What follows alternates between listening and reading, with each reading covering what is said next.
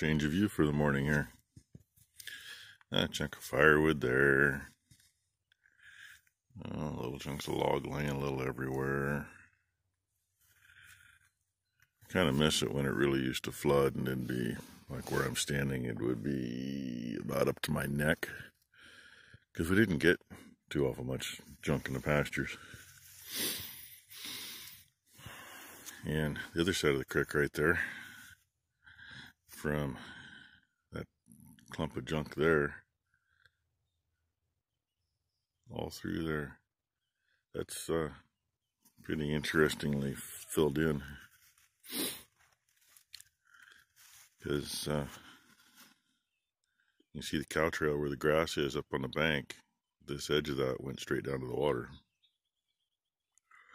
So it's kind of interesting. Filled that in. And that sloughed off spot, that's where the muskrats have been. High water comes up, washes through their dens, washes their dens out. That's probably most of what's here.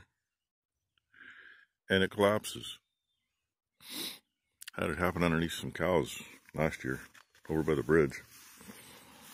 Hear this big funny sounding moo and a splash, and I happened to be by the feed barn, and I looked down, and there's 6 cows standing in the creek that just before that were standing on the bank, fully on the bank, eating grass. So, another clump of shit over there. I'm down here this morning because the dogs were making a bunch of noise early. I don't know why. Well, mainly one. I think it was mainly Whiskey. He seems to be the coyote watcher.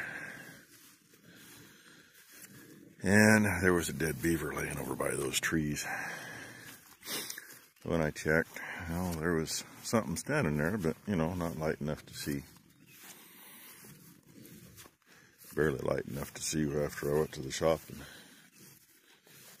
got something to look at him with. It was a coyote with his back to me. Dude, you should have listened to me walk across the gravel. You should have listened to me tell the girls hello, because it's only a few hundred feet from the feed barn. Actually, maybe 200 feet. And I stood right there at the corner of the feed barn and looked. So anyway, this morning you get the view from down here. Haven't shown this view for a while because I haven't been down here for a while. All that ugly frickin' brown over there. It'd be so nice to still have that and still have the number of cows we had, but you know, life is life. Get kicked in the teeth, get up, take it all over and do it again. Oh yeah, we can show some more pile of junk laying there on the other side of the creek. Whole bunch of freaking firewood down here. I don't understand why people spend the time to cut their firewood and stack it down by the creek and wonder why they don't have any. Probably been, I don't know, probably been 20 years ago now, I suppose. We literally came out with, we used to have a couple old hay wagons. Came out and we filled both of them with firewood out here. About half of it went to the burn pile. The other half went up to the woodshed. Do the math, both of them were 20 feet long and 8 feet wide. Not that we were stacked very high, but that's a lot of firewood. And we didn't have to cut. Yeah, kind of like that big chunk right there. That's a good 18-inch diameter anyway, if not bigger.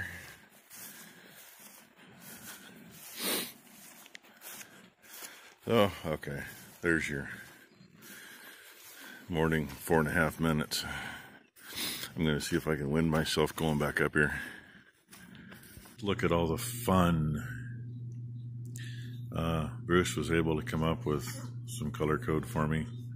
One of the wires I don't have, that's fine. Came 2 ways. But the dirty buggers, the red, and it's either dark blue or black. Well, one of them's actually supposed to come off the key and the other comes off the fuse block. Well, the way it's set up, I'm getting my power right off the breaker block. So, they got hooked together because they're getting power. Both those are coming direct through the regular light switch. That's how it's all coming. So I just got that figured out. Just got my grounds all figured out, tied them together so they're out of sight, out of mind, out of the way. This one goes to tail lights. This one over here that are stuck together, that is the work lights. So right now it's hooked up. If I hooked the battery to it and turn things on, those lights up there come on, and the ones on the back of the cab should come on when I go to work lights. So I got to split that because one set's going to stay here at the front. Might be two, and one set's got to go to the back. So once again, yay! At least I got that part figured out and appropriate. So, and now it's lunchtime, so I'm going to grab some lunch. It's quite a ways after lunch now. I got a big mess. I know I do. It'll be pretty later. I've actually got the field lights wire run out the other side. It's hanging straight down there, kind of middle of the screen on the other side. And the light for the flashers, or the wire for the flashers, I'll figure out what I'm going to talk about. But I want to show you something real quick. This is 14.3 electric extension cord. My brother-in-law is a general contractor. When we still lived in town, and when he screwed something up, he'd throw it back behind my shop in the scrap pile. I'd go see what he brought. He'd bring me a 100-foot electric cord, and it's only missing 10 feet off the end. I'm going to use it. I honestly can't tell you how many things this is wired, but that's 3-wire loom, and it was free. I'd go to Auto Parts. I'd get 100 feet of that for probably about $80, maybe more. I don't know now. It's not cheap. It's good quality wire. It's flexible, folds up, it's well protected. I wipe them down because, you know, they're not clean when I start. Not too dirty really, but that's what I have left. You notice it's dusty, a little dirty. This is stained. I wiped her down. That spot right there is a chunk of shrink tube because it had a cut in the outer coating right there. The wires are fine. Insulation on the wires are fine. Now it'll stay fine. Doesn't affect it. It's cheap. Works great. This one in my hand happens to be the one that's going to go from that mess of crap up there and follow to the back and drop down and go clear to the very back for the back flashers. And nice thing is, as I drop the end I wanted to keep a hold of,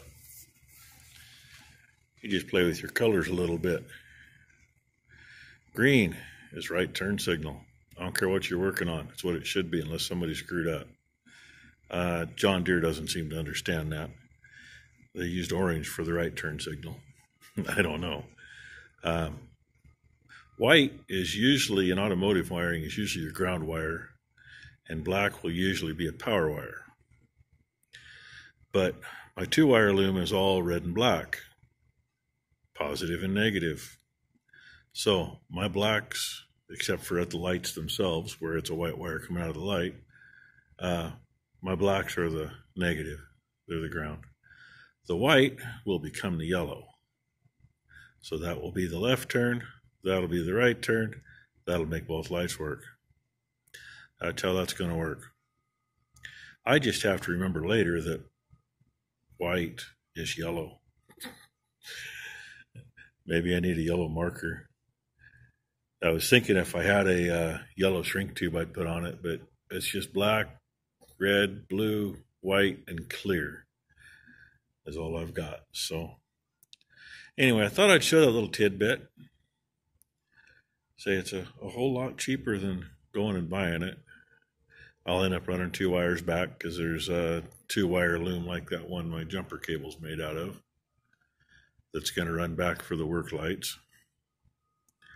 no big deal. They'll strap together, or they'll run inside one of those plastic looms somewhere, one way or the other. They'll make it to the back. And actually, I was kind of thinking my work lights are going to be mounted up on the boom, so they're probably going to come from the back of the cab and just do a plug in and run through the part of the tank frame. And I'll probably run them up. That red bar laying there is actually the brace for the booms. It goes on a 45 diagonal up to the top of the booms when the booms get put on. I'll probably just run it up through that. About the easiest thing.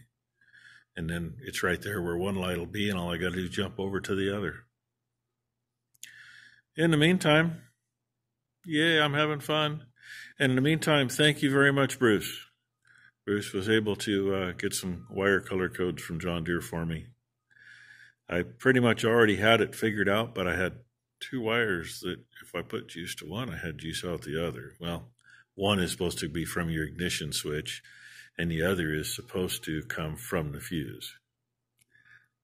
Everything's fused through the main light switch, and that's where all the power is coming from to the flashers. So I just jumped them together, and everything seems to be working appropriately, so I'm good with that. In the meantime, you know what I'm doing. I'm just having fun. Still looks kind of messy up there, but that's okay. I'm going to take some loom and get these tucked together in a loom. Probably put this one in the same piece of loom, at least up into there. Run it on out the end, keep them together better. I opted to leave this hanging clear down here because I still got to put clutch linkage in up above it, and I don't know where things are going to be. Down here is safe, it lets it move. Straps are solid here. Where this has a flat on it, I just went right against it. Get in the right place, you can see, because it's flat and it's a rounded edge into it. Taped it good to help protect it, and I think there's 4 zip ties on there. This one, I shoved a piece of rubber hose in on that edge. I had one piece left of that little rubber hose I'd been cutting on, and it is crammed in there, and it has, I don't know, at least 4 zip ties on it. This one, that's a piece of the outer coating off that extension cord. Happened to be the right length to throw in there. And that goes right through that slot, because that's where the breaker block's going to be. This one will end up, I got to drill holes to put zip ties in. It'll end up here, run down the post. But my wires don't make it to the bottom yet. That black one's got to get... The black one's probably going to get shoved into a 3-wire loom, because I'll run a ground on it, and actually I probably don't need to get a ground on the other one. I can run a 2-wire loom. That is for tail lights. It's already a circuit that's on there, and it's nice and easy when you got air brakes. Just put a freaking cheap switch in for the brake light. So I'll have brake lights on the back too, plus the flashers. So I got to run another wire besides that one. So some of that 2-wire loom to run back for that. And of course, that one there will get added on to go up to the work lights. Depending on if I put other work lights back here, I will probably jump off of that to do so. And I guess that's about it for the day. Becky tells me that supper's about ready, so I should probably head to the house and put this up. I got number 2 to feed for me and number 1 left. She's she does the food bank thing with her future mother-in-law once a month, and today was the day. And tomorrow, she's going on a road trip with Ben. They're going to go up to Montana because Ben wants to go to a big gun show up there he's never been to and always dreamt about it. We didn't want him going by himself, and she has a much better vehicle than him, so they're going to run up there for the weekend. And speaking of the weekend, number 2, Saturday should have a surprise. It's not a surprise to her, but it'll be a surprise to you. One that's been a few weeks anyway into making. So that's where we're at. Thank you all for watching. Oh, and hey, if you haven't checked him out, BCP Farming and Trucking. He did a giveaway for his 500 subscribers. He made it to give away a sweatshirt with his logo on it. And Wade McWhirter, he's the one that won it. So I come in second, dang it, all because of one small technicality. But hey, go check his giveaway video out and you'll find out what that small technicality was. I'm good losing to Wade. He's a good guy. He needs that sweatshirt more than I do. I don't really wear sweatshirts anymore, so he'll put it to much better use.